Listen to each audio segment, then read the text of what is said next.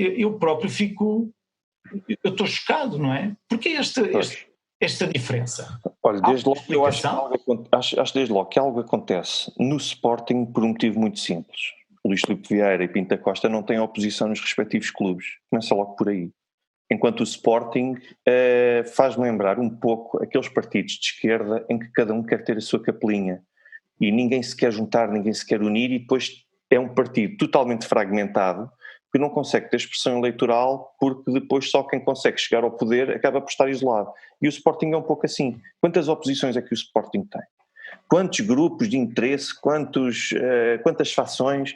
Eu sinceramente não sei, mas sei que são várias. Nunca os contabilizei todos, mas volta e meia ouço um grupo de interesses que emerge e que quer assumir-se como há alguém que depois aparece nas eleições e que não se quer juntar aos outros 3 ou 4 ou 5 candidatos. Quantos candidatos é que Pinto da Costa e Luís Filipe Vieira tiveram nos últimos 10, 15 anos? Se calhar cada um deles teve para aí um, e se calhar até de alguma forma, sobretudo Pinto da Costa, mais para poder justificar um ato eleitoral. Mas, Alexandre, independentemente dessa oposição no interior, temos Esta é a vertente esportiva. Exatamente, temos mas esta é a vertente esportiva. Ou seja, isto Exato. justifica, isto te ajuda a demonstrar que se calhar, se Bruno de Carvalho tivesse estado sozinho, bem, se calhar realmente até podia ter cometido um ato de terrorismo que, se fosse a única pessoa minimamente que granjeasse à sua volta o apoio maioritário, provavelmente a história ainda lá estaria, mesmo que tivesse cometido um ato de terrorismo, atenção, que era o que aconteceria com Pinto da Costa e Luís Filipe Vieira. Esta é a vertente esportiva. A vertente judicial... O que acontece, porque o Pinto da Costa também tivemos o caso da frutaria, não é? E agora com o Luís Fora outros. Sim, foram outros, e com o Luís Filipe Vieira são casos sucessivos, em 2 ou 3 anos, quer dizer, são vários casos e... Temos vários casos, mas nós temos de avaliar cada caso concreto. O caso do Etopeira, que é um caso, a meu ver, muito curioso. Porquê? O Ministério Público, se quer incriminar a Benfica SAD, o Ministério Público não pode limitar-se a apresentar meios de prova aparentemente contra Luís Filipe Vieira e depois não indiciar Luís Filipe Vieira de qualquer tipo de crime. Não pode ser.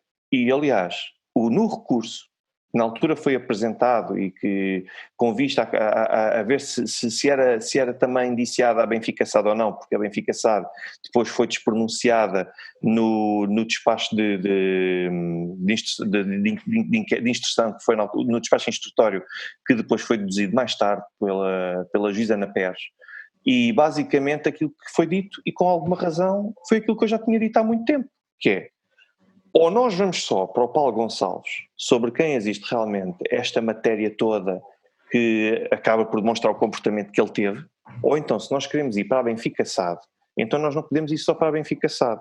Nós temos de ir também para o Presidente, porque temos mails a dizer, ok, sim, ok, então mas quem é que vincula? Vamos lá ver uma coisa, quem é que vincula a Benfica SAD?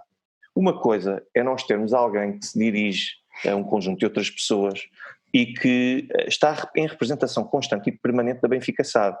Mas quem é que são as pessoas que verdadeiramente vinculam? É que isto, do ponto de vista jurídico, às vezes custa às pessoas para acreditar. Quem é que são as pessoas que verdadeiramente vinculam uma empresa, uma SAD? São os seus dirigentes. Quem se pede responsabilidade são eles, até para atos dolosos, não é? Até, pronto, ou seja, o que eu estou a dizer é que, na altura, esta acusação deveria, pelo menos nesta primeira fase, ter incluído também Luís Filipe Vieira. Mesmo que se chegue ao fim, afinal a prova não se foi suficiente, o que se quiser, mas não se pode ficar a meio caminho, ou seja, vou incriminar a Benfica SAD, mas a pessoa que verdadeiramente vincula a Benfica SAD fica de fora. E, a meu ver, não sei se foi falta de coragem, se foi inexperiência. Sei que aquela acusação que nós tínhamos na altura daquele Ministério Público, aquilo pareceu uma acusação feita em cima do joelho, uma acusação para despachar, uma acusação de quem tinha pouco prazo. Portanto, não me surpreendeu aquele desfecho. E depois, quando eu vi o acórdão da relação proposto na altura pelo juiz Rui Teixeira, também não me surpreendeu.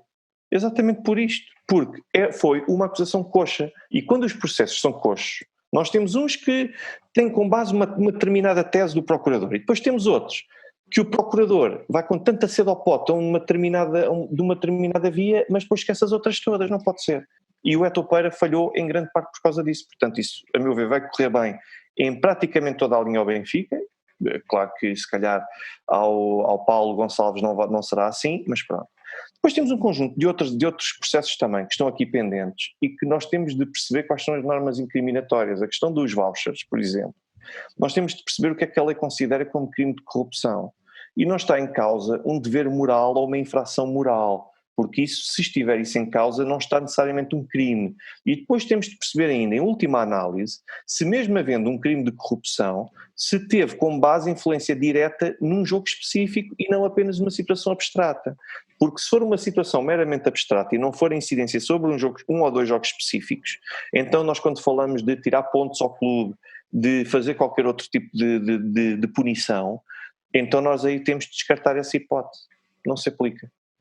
Portanto, nós temos uma lei feita em termos genéricos para não punir, mas neste caso está a incidir sobre o Benfica, mas se calhar em outras circunstâncias poderia incidir sobre outras normas sobre outros, mas a lei está feita para não punir. Nós podemos ver logo que, quanto a esta questão de Alcochete, se realmente fosse um crime de terrorismo, eu digo-vos, avancem então com o terrorismo, mas eu lembro-me que 5 meses antes, no Vitória de Guimarães, houve exatamente igual. A invasão, sim. Eu digo-vos outra coisa, ainda não... Os adeptos do Porto que invadiram os treinos dos treinos. Essas duas situações, eu posso-vos garantir uma coisa, se eu enquanto cidadão quiser, se o Ministério Público quiser, pode avançar neste momento com um inquérito por crime de terrorismo, porque ainda não prescreveu. Por que motivo é que não o fez até hoje? Logo por aqui estamos conversados. Portanto, os outros, há processos que nós temos de perceber se são espécie cashball, que são fazer queixa contra alguém e denunciar alguém, qualquer um pode fazer, mas apresentar meios de prova que permitam condenar essa pessoa é mais complicado. O caso Lex, já estamos a falar de uma situação completamente diferente, porque o juiz Rui Rangel, de facto, tinha aquele benfiquismo cego e temos de ver caso a caso. Aquilo que tem de ser visto caso a caso em cada um destes processos é ver se houve ou não intenção e se houve mão ou não, de alguma forma, do Benfica nisto. Porque se não houver, se existir, em termos teóricos, apenas um adepto ferrenho, que é o Rui Rangel, a tentar beneficiar o seu clube do coração, sem que o seu clube do coração fique demonstrado que esse clube expressamente o pediu, então em termos de prova, e quem trabalha com tribunais sabe perfeitamente disto, nós não podemos ter uma insinuação. A prova indireta é a coisa mais perigosa que nós podemos ter. E nós vimos isso no caso de Rosa Grilo, em que o suposto amante dela ficou em liberdade. E ficou em liberdade porquê? Porque havia prova indiciária, ou seja, nós podemos presumir não havia provas concretas. Não havia provas concretas. Portanto, é extremamente perigoso. E quem trabalha com justiça, vocês puderam ver o caso da Alcochete, quase em sistema de Big Brother, mas é o que acontece no dia-a-dia na justiça. A inexistência de provas concretas pode levar a uma condenação, mas depois depende que tipo de advogados é que se tem, depende também que tipo de juiz é que está por trás, quais são as afinidades dele ou não, portanto depende de um conjunto de fatores. Mas nós estamos a ver... Está-me a dizer que isto, afinal, é por quem conhece ou quem não conhece. É, exato. A questão do sorteio dos juízes, eu já denunciei essa situação. Na altura ainda na TV 24, 2 vezes. Expliquei como é que o esquema se fazia.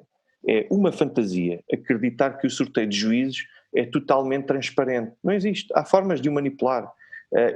Sem Benfica, com Benfica, sem Benfica, vamos ver o caso de Sócrates, nós vemos ver um conjunto de situações caricatas e todas elas coincidência e a forma como elas terminaram, quer dizer, se eu sobrecarregar muito um determinado conjunto de juízes, com certeza que vão sobrar uns outros quantos que se calhar vieram de férias prolongadas ou até de baixa e que acabam por ter a cota disponível para receber esses processos e fora muitas outras formas que há para conseguir contornar. A justiça infelizmente é isso e aliás foi por causa de ser um pouco com base em quem se conhece, que eu também me desmotivei muito para a advocacia e foi por isso também que decidi sair.